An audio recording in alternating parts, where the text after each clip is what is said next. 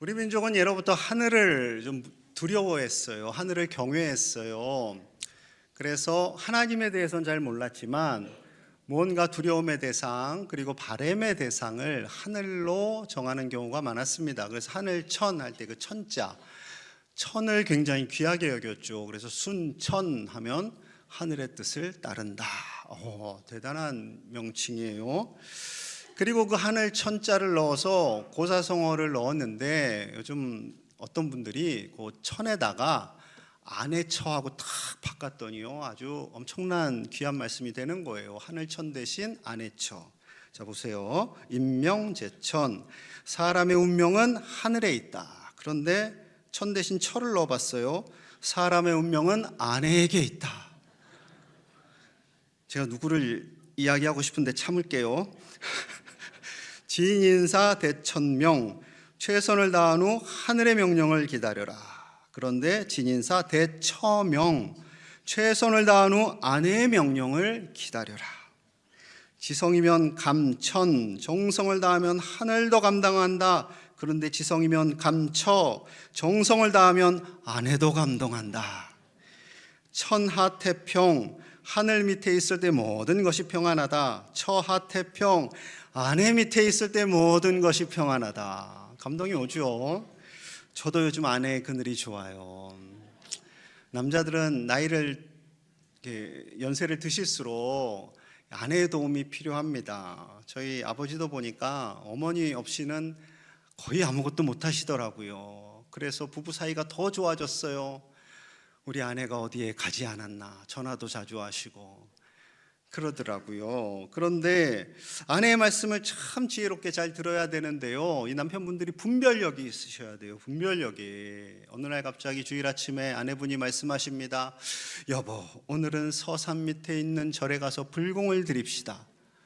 요즘 박재일 목사님의 말씀이 영 좀 예전 같지가 않아요. 그럼 남편분이 어떻게 해야 할까요? 목사님이 요즘 아프셔서 그런 것 같아. 그래도 우리 교회 갑시다. 좀 더 기다려 봅시다. 하셔야 됩니다. 물론 이제 여담이지만 여러분, 우리는 정말로 분별력이 있어야 하는 시대를 살아가고 있습니다. 요즘 뉴스 보기가 참 겁이 나요. TV를 틀면 정치권에서 다 자기 말이 맞다고 합니다. 내 말이 틀렸습니다 하는 분은 저는 본 적이 없는 것 같아요. 다 맞다고 하죠. 심지어 유튜브에서 다 자신의 이야기를 쏟아냅니다. 심지어 목사님들까지도 진보의 논리, 보수의 논리 다 자기 말이 맞다고 해요. 심지어 온갖 이단 사이비들조차도 다 자기 말이 맞다고 그래요. 그들이 자신들의 공동체를 교회라고 합니다. 교회라고 해요. 가르치는 자를 목사라고 하죠. 죄송합니다만 다 가짜예요. 그런데 이 가짜임에도 불구하고 이들이 진짜라고 막 속이니까 많은 성도님들이 거기에 흔들려요. 성도님들이 무슨 죄가 있겠어요. 행여 그쪽 이단이나 사이비에 잠깐 발을 닿다가 어이쿠 아니네 하고 되돌아오셨을 때 자신을 정죄하지 마시기 바랍니다. 여러분들에게는 죄가 없어요. 그분들이 문제지. 이런 시대를 살아가고 있는 우리는 정말 정신을 똑바로 차려야 됩니다. 어떻게 하는 것이 정신을 똑바로 차리며 살아가는 그리스도인일까요? 자, 첫째는요, 우리가 영적인 분별력을 가져야 합니다. 레위기 10장 10절의 말씀이 이러해요. 그리하여야 너희가 거룩하고 속된 것을 분별하며 부정하고 정한 것을 분별하고. 하나님께서 우리에게 수천 년 전부터 거룩한 것과 그렇지 못한 것, 정한 것과 부정한 것을 분별하라 라고 말씀하시는 거죠. 이 말씀은 곧 하나님께서 원하시는 것과 원하지 않는 것을 분별하라 라고 말씀하시는 거예요. 그런데 우리가 잘 분별을 못할 때가 있어요. 특히 마음이 여린 분들, 착한 분들, 이런 분들은 더 조심하셔야 돼요. 왜냐하면 누군가 힘들 때 위로해주고 누군가 잘해줬는데 알고 봤더니 이단이에요. 알고 봤더니 사이비래요. 아, 그렇게 나한테 잘해줬는데, 그렇게 나를 위로했는데 아닐 거야. 이 공동체도 괜찮은 공동체일 거야 하면서 흔들리는 거죠. 흔들리는 겁니다. 여러분 환대하고 잘해드리는 것, 위로해드리는 것 물론 필요합니다. 그러나 이것은요, 비본질적인 것이에요. 선악을 구별하는 지혜, 그 악과 선을 분별하는 지혜는 어떻게 우리가 가질 수 있을까요? 오늘 본문에 그 답이 있습니다. 10절, 11절. 조금 긴데요. 함께 읽어볼게요. 시작. 오늘 하나님이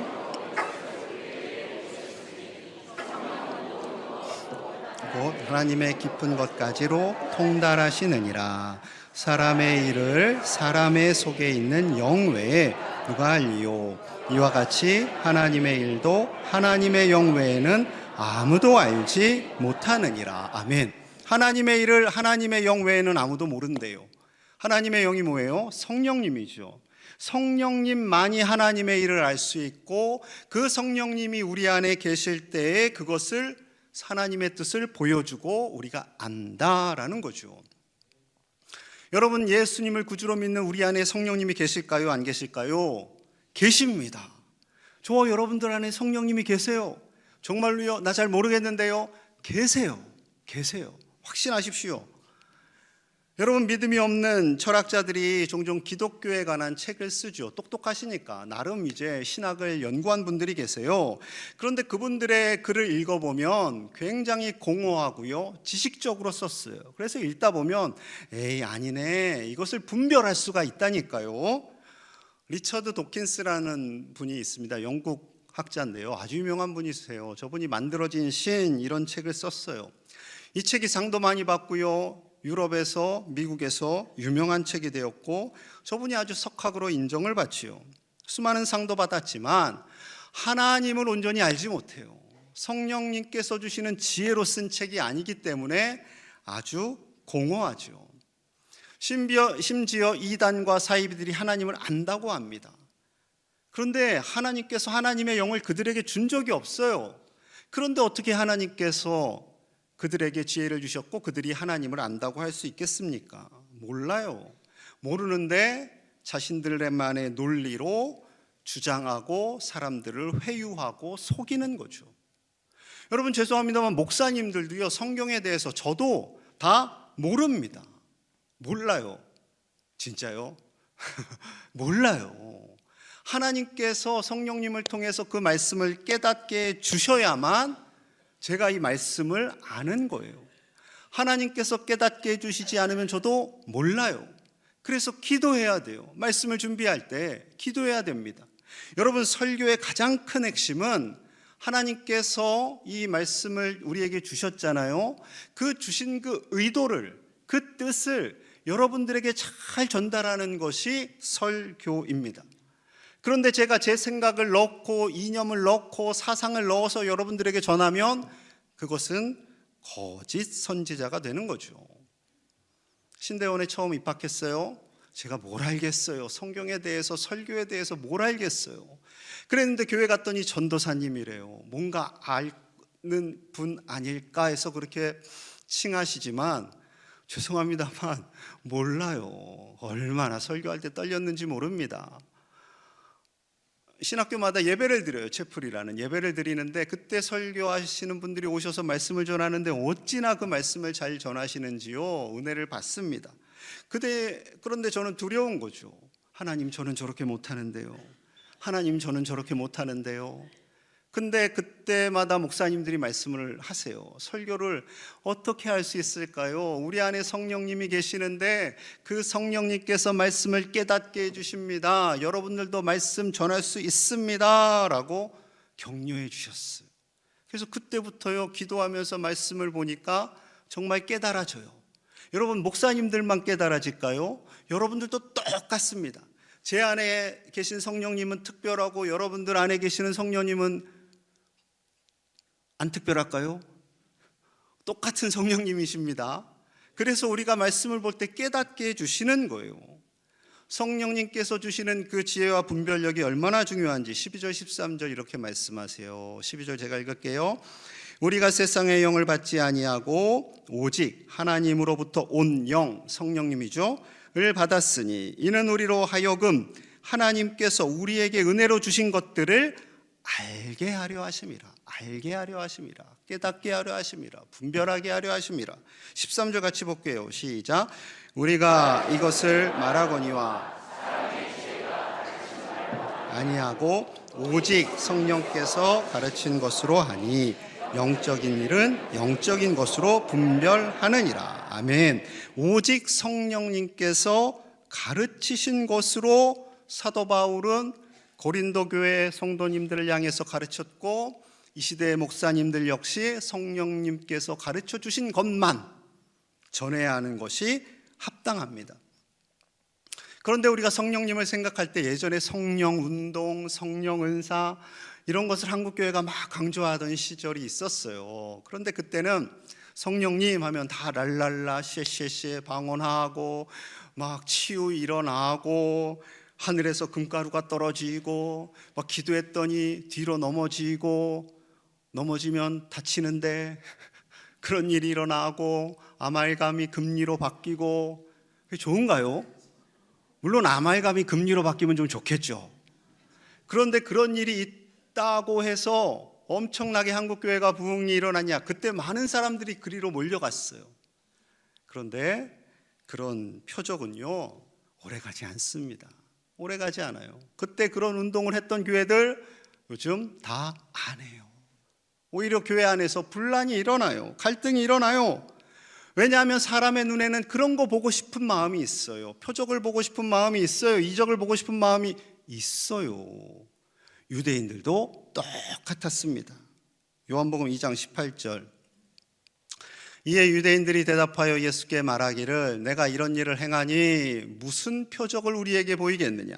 무슨 표적을, 무슨 이적을, 확증을 보여달라라고 예수님에게 요청합니다. 예수님께서 수많은 사람들을 고치셨잖아요. 죽은 사람을 살리셨어요. 귀신들을 떠나보내셨어요. 5병이요 7병이요로 많은 사람들을 먹이셨어요. 그리고 무엇보다도 가장 중요한 표적, 십자가에서 죽으시고 부활하셨어요. 누가 물 좀 갖다 드리세요. 네, 따뜻한 물을. 네.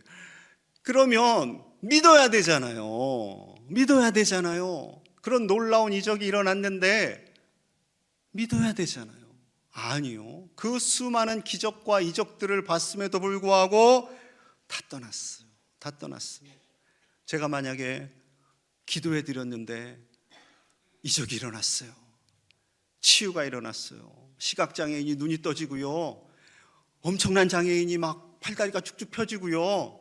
귀신이 떠나고요. 그러면 이제 광양만 유명해질까요? 막 순천에서, 여수에서, 이 막 전남 일대에서 우리 교회 막 올 거예요. 그 다음은 어떻게 될까요? 그분들 다 흩어져요. 그거를 의지했던, 그거를 바라봤던 성도님들은요 다 흩어지고 제대로 남아있을 수가 없습니다. 그래서 성령님께서는요 치유도 주시고 방언도 주시지만 정말 중요하신 하나님의 뜻과 목적이 있어요. 자, 이사야 11장 2절 말씀 같이 볼게요. 시작. 그의 위에 여호와의 영 곧 지혜와 총명의 영이요 경외하는 영이 강림하시리니. 아멘. 여호와의 영, 성령님이죠. 그런데 여호와의 영 곧 뭐라고 돼 있어요? 지혜와 총명의 영이라고 말씀합니다. 치유의 영, 능력의 영, 불의 영 이렇게 말씀하시지 않으셨어요. 물론 그것도 성령님의 모습이지만 여러분 성경을 읽다 보면요 가장 먼저 나온 단어에는 하나님께서 특별히 방점을 두시는 거예요. 중요하다고 말씀하시는 거예요. 지혜, 총명, 모략, 재능 다 중요해요. 그런데 재능이 조금 뒤쪽으로 가 있어요. 우리가 좋아하는 재능. 여러분 가장 중요한 것은 하나님께서 주시는 그 지혜로 말미암아 말씀을 알고 하나님을 알고 복음을 알게 하시는 것이 성령님을 우리에게 주신 가장 큰 목적이 됩니다. 가장 큰 목적이 돼요. 그래서 요한일서 4장 1절에서도 이렇게 말씀하십니다. 사랑하는 자들아 영을 다 믿지 말고 오직 영들이 하나님께 속하였나 분별하라. 많은 거짓 선지자가 세상에 나왔습니다. 하나님께서 우리에게 성령님을 보내주셨는데요, 거짓 영도 있다는 거예요. 사탄이 거짓 영이죠. 그리고 사탄이 부리는 많은 귀신들, 이 쫄개들이 있습니다. 분명히 예수님께서 십자가에서 승리하셨음에도 불구하고 이 오염된 세상 속에 곳곳에 숨어서 사람들을 속이고 사람들을 끌어내리고 사람들을 혼미하게 하는 거짓의 영들이 있어요. 그러니 이 대상들은 무서워할 필요는 없어요. 우리가 두려워할 필요는 없지만 경계는 해야 돼요. 경계는 해야 돼요. 벌벌 떨 필요는 없어요. 그런데 경계는 해야 돼요. 성령님께서 주시는 그 지혜로 말미암아 말씀을 알게 되면, 그 은혜를 깨닫게 되면 여러분, 우리는 평생 동안 주님을 떠나지 않습니다. 내가 옛날에는 교회를 다녔는데 이런 말씀하지 않아요. 끝까지 쭉 주님을 의지하고요, 오늘 비가 와서 날씨가 더워서 날씨가 추워서 교회를 갈까 말까 고민 안 하게 되는 거죠. 여러분, 성령 충만해야 됩니다. 내 안에 계신 성령님을 의지하고요, 그 성령님께서 주신 말씀을 깨닫고 영적인 분별력을 가지고 살아가시는 저와 여러분들 되시기를 간절히 소망합니다. 둘째로, 이 혼미한 시대를 살아가는 우리는요, 우리 인생에 있어서 가장 소중한 지혜와 지식이 무엇인지 확고히 알아야 돼요. 그거를 그냥 스쳐 지나가듯 아는 게 아니라 내 스스로 계속 그것을 확인해야 돼요. 여러분, 우리는 이 세상에 살고 있지만 하나님의 나라, 지난주에 말씀드렸죠. 큰 하나님의 나라 안에 살고 있다고 말씀드렸습니다. 그렇다면 우리에게 가장 중요한 지혜와 지식은 무엇일까요? 돈 버는 지혜와 지식. 이거 중요하죠. 돈 벌어야 되죠. 그러나 이것보다 더 중요한 지혜와 지식이 있다니까요. 고린도전서 2장 2절 말씀 우리 같이 봅니다. 시작. 내가 너희 중에서 예수 그리스도와 그가 십자가에 못 박히신 것 외에는 작정하였음이라. 아멘. 예수님과 그 십자가, 그것 외에는 아무것도 알지 않기로 작정하였다. 이것이 가장 소중하기 때문에 이렇게 고백하는 거죠. 그러면 바울은 정말 무식하고 아는 것이 하나도 없고 십자가와 예수님만 알고 살았을까요? 그렇지 않습니다. 그렇지 않아요. 무슨 바울이 석기 시대를 살았던 것도 아니에요. 로마 시대를 살았고, 로마 시대에 가장 탁월한 학문은 헬라 문화였습니다. 헬라 문학이었습니다. 헬라 문학의 핵심은요, 지혜예요. 지혜. 여러분, 소피아라는 단어 들어보셨을 거예요. 소피아 성당도 있죠. 그런데 헬라어 중에 필로소피아라는 단어가 있습니다. 필로소피아. 이 필로소피아는 필로스, 사랑하다. 들어보셨죠? 아가페, 에로스 이런 사랑을 표현하는데 필로스 소피아, 지혜를 사랑하는 것, 그것이 철학이에요. 그래서 2000년 전, 그 이전에는요, 이 철학을 최고의 학문으로 알았고 이 철학을 최고의 가치로 여겼지요. 그래서 우리가 아는 소크라테스, 플라톤, 아리스토텔레스, 다 이런 분들이 이 걸출하게 철학을 발전시켰습니다. 이 요즘에는 너 학교 어디 다니니? 학과 뭐야? 그때 철학과요. 그러면 그래, 고생이 좀 많겠구나 하시겠지만, 여러분, 그 시대는요, 철학이 최고였어요. 최고의 학문이었어요. 바울도 이 최고의 학문을 가진 사람이었고 최고의 지성인이었고요, 로마인이었고요. 그런데 예수님을 만나고 났더니 성령님께서 그것이 중요한 것이 아니라 예수님을 아는 지혜와 지식이 최고임을 깨닫게 되었다라는 것이지요. 만약에 바울이 지금 광야에 온다면 우리 청소년들에게, 얘들아, 수학 공부하지 마, 국어 공부하지 마, 영어 공부하지 마, 그거 다 헛된 거야. 그리고 너희들은 예수님 열심히 공부해서 신학교에 가거라, 이럴까요? 그럼 우리 애들 다 도망갑니다. 그렇지 않아요. 물론 이 세상의 것을 공부를 해야 돼요. 왜냐하면 우리는 이 세상 속에 살아가니까. 열심히 공부하셔야 되고요, 건강하셔야 되고요, 돈도 벌으셔야 돼요. 그런데 가장 중요한 우리의 가치, 우리의 핵심 지혜와 지식은 예수님을, 그 십자가를 아는 것이다 라는 거예요. 예수님을 모른 채 쌓은 학문, 예수님을 모른 채 쌓은 돈, 하나님 보시기엔 의미 없다라는 거죠. 명문대를 나오고 많은 돈을 벌고, 그런데 하나님과 멀어졌어요? 하나님을 안다고 하지만 자기 생각대로 살아요? 의미가 없습니다. 지금 나라가 많이 시끄럽고 혼미하잖아요. 정치권에 계신 분들 다 명문대 나오신 분들이에요. 다 명문대 나오신 분들입니다. 여러분, 우리는 공부 열심히 해야지요. 우리 자녀들, 손주들 대학도 가야 됩니다. 좋은 직장도 들어가야지요. 그런데 그렇게 가야 하는 목적, 그것은요, 우리는 하나님께 영광 올려드리기 위해서 가는 거예요. 하나님께서 주신 지혜와 지식으로 세상을 이롭게 하기 위해서 가는 거예요. 공부해서 남주기 위해서 가는 거예요. 그것을 우리 자녀들과 손주들에게, 배우자에게, 나 자신에게 확고히 전하시고 기도하시는 저와 여러분들 되시기를 간절히 소망합니다. 하나님께서 그것을 기뻐하세요.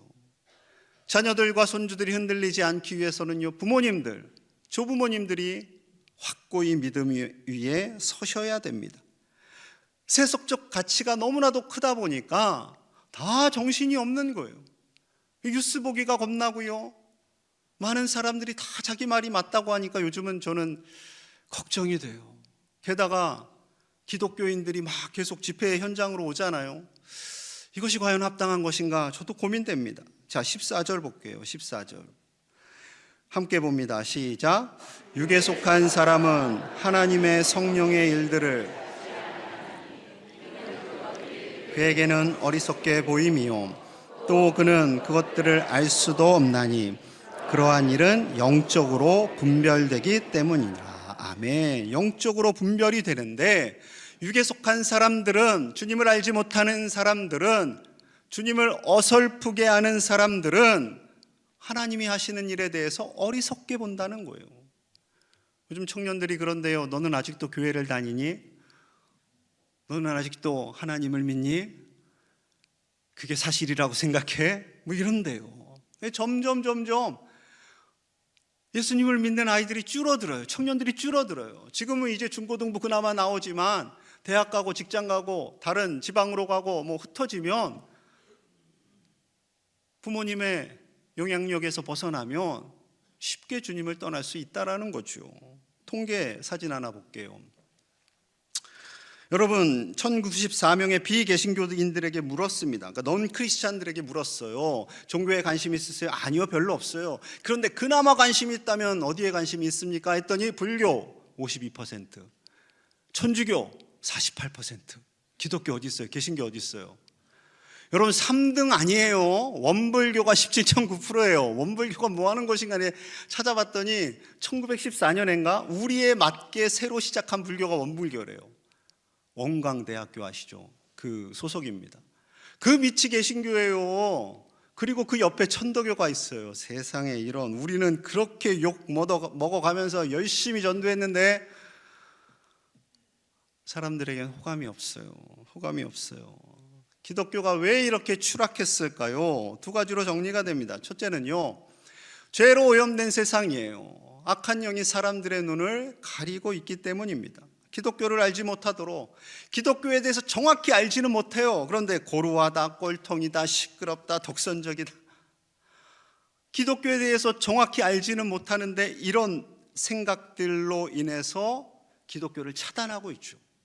그런데 갑자기 어느 목사님이 나오셔서 하나님 나한테 까불면 죽어, 이런 말도 안 되는 말씀을 하신 분이 지금도 집회에 선두에 계세요. 그러니 우리 젊은 세대들이 더 기독교를 혐오하죠. 게다가 얼마 전에 이런 엄청난 뉴스가 있었어요. 성폭력을 하고 영상을 찍어서 올리는 사람들이 잡혔어요. 근데 자기들 안에 급수가 있어요. 급수가. 나쁜 짓을 많이 한 사람이 있겠죠. 그 사람에게 주는 최고의 칭호가 뭐냐면 목사, 그 다음은 전도사, 그 다음은 집사. 내가 어떻게 알고 이 사람들이 그렇게 했는지, 어릴 적에 교회를 다녔는지 모르겠어요. 이런 뉴스가 나타나면요, 기독교에 대해서는 잘 모르지만 기독교를 일단 차단하는 거죠. 저와 여러분들은 참 이상한 사람들로 보이는 거예요. 이 주일이 귀한 시간에 이 자리에서 하나님을 예배하는 것, 이것이 너무나도 귀한데 사람들은 모르니까 가려져 있으니까. 그리고 둘째로 기독교가 추락하는 이유가 있어요. 우리 때문입니다. 우리 그리스도인들 때문이에요. 우리가 본을 보이지 못했기 때문이죠. 하나님께서 뭔가를 잘못하셨나요? 그렇지 않습니다. 우리가 기독교 진리를 최고의 가치로 여기지 않고 세상 사람들 보기에는 똑같다라는 거예요. 내지는 더하다라는 거예요. 그렇습니다. 우리가요, 정말 복음 안에서 사셔야 돼요. 복음을 자랑하며 그리스도인답게 사셔야 돼요. 그리스도인다운 가정을 만들어 가셔야 돼요. 엄마 아빠가 장로님 권사님인데 맨날 싸워요. 애들이 그렇게 생각합니다. 내가 커서 결혼하나 봐라. 이런 가정도 있었어요. 여러분, 정말로 우리가 믿음 안에서 사는 본을 보여주셔야 돼요. 이 세상에서 일터에서 그리스도의 가치, 그 복음의 가치를 드러내며 사는 저와 여러분들 되시기를 간절히 소망합니다. 이 혼미한 시대에 영적 분별력을 가지고 살으셔야 돼요. 우리 뉴스 보면 욕 안 하기로 했는데 어떻게 욕 안 하셨나요? 한 주간? 잘하셨어요. 여러분, 분별력을 가진 사람은 이 세대를 위해서 기도합니다. 그리고 그 예수님만이 우리의 최고의 가치임을 깨닫고 살아가시는 저와 여러분들, 우리 가족들 다 되시기를 간절히 축복합니다. 우리 함께 마음을 모아서 기도하겠습니다. 하나님, 이 혼미한 시대를 살아가는 우리 그리스도인들에게 영적 분별력을 허락하여 주시옵소서. 우리 안에 계신 성령님께서 말씀을 깨달아 알게 하여 주시고 오직 예수 그리스도를 아는 지식이 최고의 가치임을 깨닫고 하나님 안에서 기뻐하며 사는 모든 제1의 가족들이 되게 하여 주시옵소서. 우리에게 재정도 필요합니다. 건강도 필요합니다. 성공도 필요합니다. 그러나 이것이 하나님보다 앞서지 않게 하시고 이것으로 인하여 복의 근원이 되어 많은 사람들에게 덕을 끼치는 하나님의 사람들이 다 되게 하여 주시옵소서. 겨울 캠프와 항전직 세미나 위에 은혜를 더하여 주시고 위정자들에게 정직한 마음을 주시고 몸과 마음이 연약하여 지친 이들에게 하나님의 놀라운 치유를 더하여 주옵소서. 예수님 이름 받들어 간절히 기도하옵나이다. 아멘.